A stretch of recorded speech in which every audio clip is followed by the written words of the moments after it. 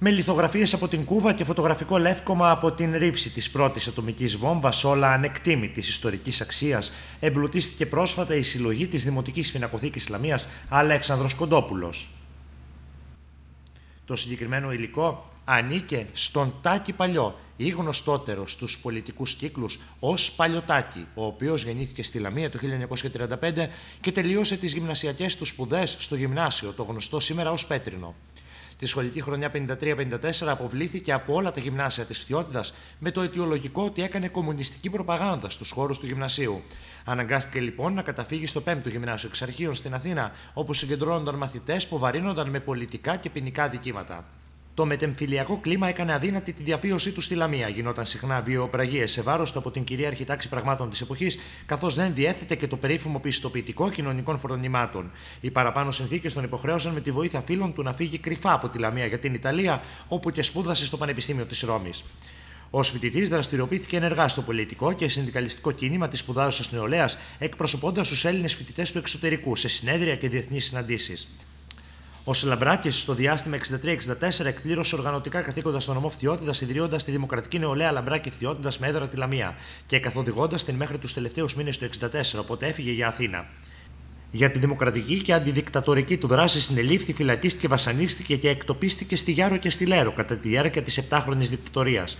Το 1974, μετά τη μεταπολίτευση, υπήρξε ιδρυτικό και δραστήριο στέλεχος του κινήματος για την ειρήνη και τον πολιτισμό μαζί με τον Μίκη Θοδωράκη, τον Αντρέα Λεντάκη και άλλους συντρόφους.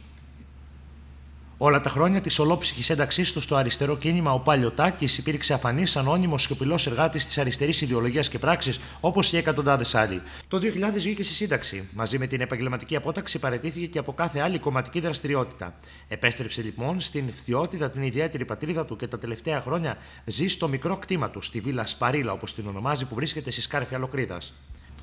Τις λιθογραφίες που θα εκτίθενται στο κοινό μέχρι τις 31 Ιουλίου στην Δημοτική Πινακοθήκη Λαμίας τις παρέλαβε ως δώρα από την επαναστατική κουβανική κυβέρνηση το 1965 σε ένα κάλεσμα νεολαιών από όλο τον κόσμο. Οι λιθογραφίες, οι γραβούρες αυτές που πρόσφερε είναι κομμάτια μοναδικά που αυξάνουν την δύναμη, την πολιτιστική ισχύ της πινακοθήκης.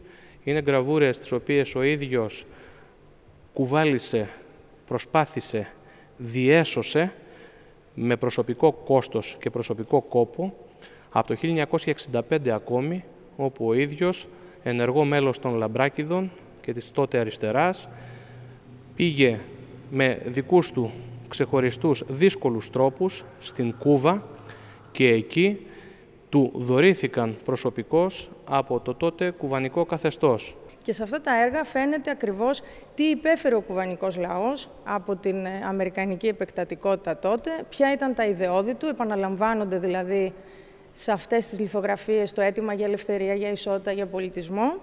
Αυτό λοιπόν τις κάνει μοναδικές εικαστικά, αλλά επίσης έχουν πολύ μεγάλη αξία αρχαιακή. Είναι δηλαδή ιστορική πηγή. Είναι ένα ντοκουμέντο του δεύτερου μισού του 20ου αιώνα. Ενδεχομένως δεν υπάρχουν και άλλα.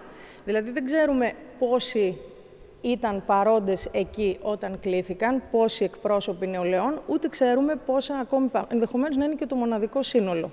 Γιατί σκεφτείτε ότι οι άνθρωποι που είχαν στα χέρια τους τέτοια έργα διώκονταν ακόμη, όχι μόνο στην Ελλάδα, αλλά και διεθνώς υπήρχε ένα κλίμα δίωξης. Επομένως αυτά διασώθηκαν από τον Τάκη τον Παλιό, με πολύ μεγάλη δεξιοτεχνία τα κατάφερε και φυσικά και ένα τεράστιο αρχείο, και το αρχείο των Λαμπράκηδων και αρχείο φωτογραφικό, μουσικό, το οποίο τώρα που είναι στη συνταξιοδότησή του, όπως είπαμε, δωρίζει. Το φωτογραφικό λεύκομα θα παρουσιαστεί σε μια επίσημη εκδήλωση τους επόμενους μήνες.